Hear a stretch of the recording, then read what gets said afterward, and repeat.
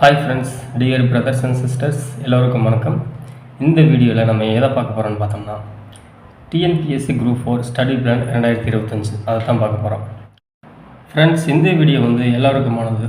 அதாவது ஒர்க் பண்ணிகிட்டே படிக்கிறவங்களுக்கும், house wife's மற்றும் புதுசாக டிஎன்பிஎஸ்சி படிக்கிறவங்களுக்கும் இந்த வீடியோ பொருந்தும். நண்பர்களே, டிஎன்பிஎஸ்சி குரூப் 4 2025ஆம் ஆண்டு ஜூலை மாதம் நடக்க போகுது. இப்போ நவம்பர் மாதம் நடந்துகிட்ருக்குது. இந்த 8 மாதத்துக்கு நம்ம எப்படியெல்லாம் பயன்படுத்தி டிஎன்பிஎஸ்சி குரூப் 4 நம்ம பாஸ் ஆக போகிறோம் அப்படிங்கிறத இந்த வீடியோவில் நம்ம பார்க்க போகிறோம். முதல்ல நம்ம தெரிஞ்சுக்க வேண்டியது என்னென்னு பார்த்தோம்னா நண்பர்களே, டிஎன்பிஎஸ்சி பாடத்திட்டம்.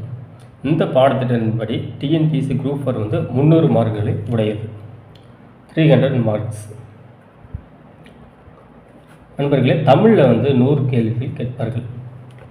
ஆப்டிடியூட் அப்படிங்கிற கணிதத்தில் 25 கேள்விகள்.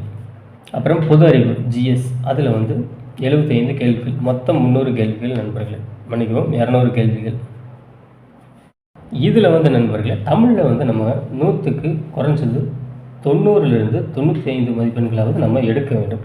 கண்டிப்பாக எடுத்தால் தான் நமக்கு வேலை கிடைக்க வாய்ப்புள்ளது. அதே மாதிரி ஆப்டிடியூட், அதாவது கணிதத்தில் 25 கேள்விகளுக்கு 20க்கு மேலே நம்ம எடுத்தாகணும். அதாவது குறைஞ்சபட்சம் 23லிருந்து 25 கேள்விகள் சரியாக விடையளித்தால் நமக்கு மிகவும் நல்லது.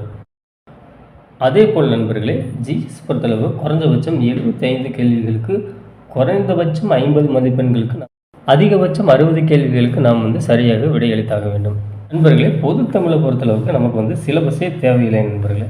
ஏன்னு பார்த்தோம்னா, பொது தமிழை பொறுத்தளவுக்கு நண்பர்களே, சிலபஸ் பகுதியிலிருந்து, அதாவது அதையொட்டிய கேள்விகள் கேட்கப்பட்டாலும் 6லிருந்து 12ஆம் வகுப்பு தமிழ் புத்தகத்திலிருந்து எங்கிருந்து வேண்டுமானாலும் கேள்விகள் கேட்கப்படலாம். அதனால் பொது தமிழை பொறுத்தளவுக்கு 6லிருந்து 12ஆம் வகுப்பு வரை அனைத்து தமிழ் புத்தகங்களையும் நாம் குறைஞ்சபட்சம் வாசிக்க வேண்டும்.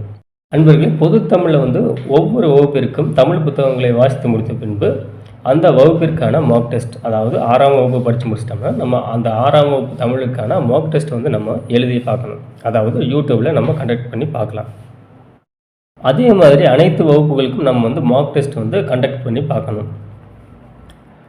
இந்த 6லிருந்து 12ஆம் வகுப்பு வரை அனைத்து தமிழ் புத்தகங்களையும் நம்ம படித்து முடிச்சுட்டு அதே மாதிரி மார்க் டெஸ்ட்டும் கண்டக்ட் பண்ணி பார்த்த பின்னாடி என்ன பண்ணலான்னு பார்த்தோம்னா, முழுவதுமாக குறைஞ்சபட்சம் 3 மார்க் டெஸ்ட்டாவது நம்ம கண்டக்ட் பண்ணி பார்க்கணும். இந்த மார்க் டெஸ்ட்டுகளை யூடியூப்பில் பார்க்கலாம். மற்றபடி எங்கே நமக்கு ஃப்ரீயாக கிடைக்குது அங்கே நம்ம பார்த்துக்கலாம். அதே மாதிரி நண்பர்களே, பொது தமிழை பொறுத்தளவுக்கு நம்ம பழைய புத்தகங்களை படிக்க வேண்டுமான்னு கேட்டோம்னா அது உங்கள் விருப்பம். படித்தாலும் படிக்கலாம். என்னுடைய பரிந்துரை என்னென்னா, பழைய புத்தகங்களை படிக்க வேண்டாம். அதில் குறிப்பிட்ட பகுதிகளை மட்டும் நம்ம படித்தா போதும். உதாரணத்துக்கு இந்த கடித இலக்கியங்கள் மற்றும் இந்த நோய் தீர்க்கும் மூலிகைகள்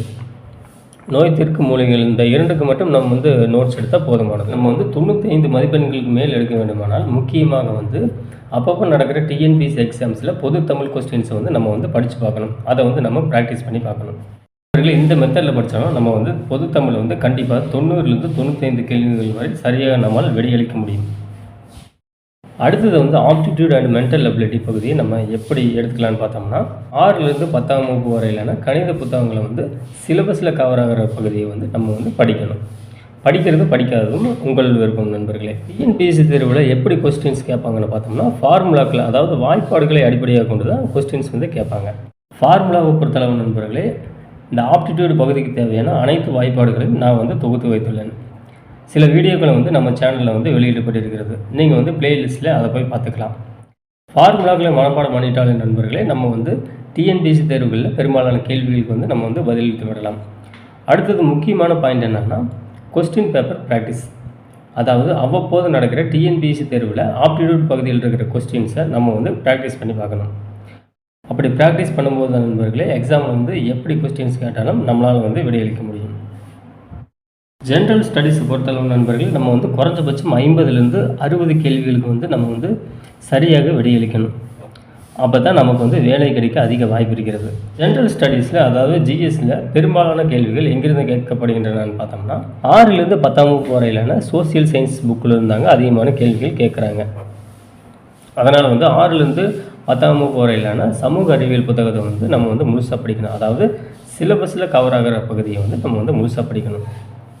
ஃப்ரெண்ட்ஸ், இந்த சோசியல் சயின்ஸ் புத்தகத்தை படிக்கும்போது நமக்கு அதுலேயே இந்திய வரலாறு, தமிழ்நாடு வரலாறு, இந்திய அரசியலமைப்பு உட்பட வந்து நமக்கு வந்து சிலபஸில் கவர் ஆகிற பல பகுதிகள் வந்து இந்த சோஷியல் சயின்ஸ் புக்லேயே கவர் ஆகுது.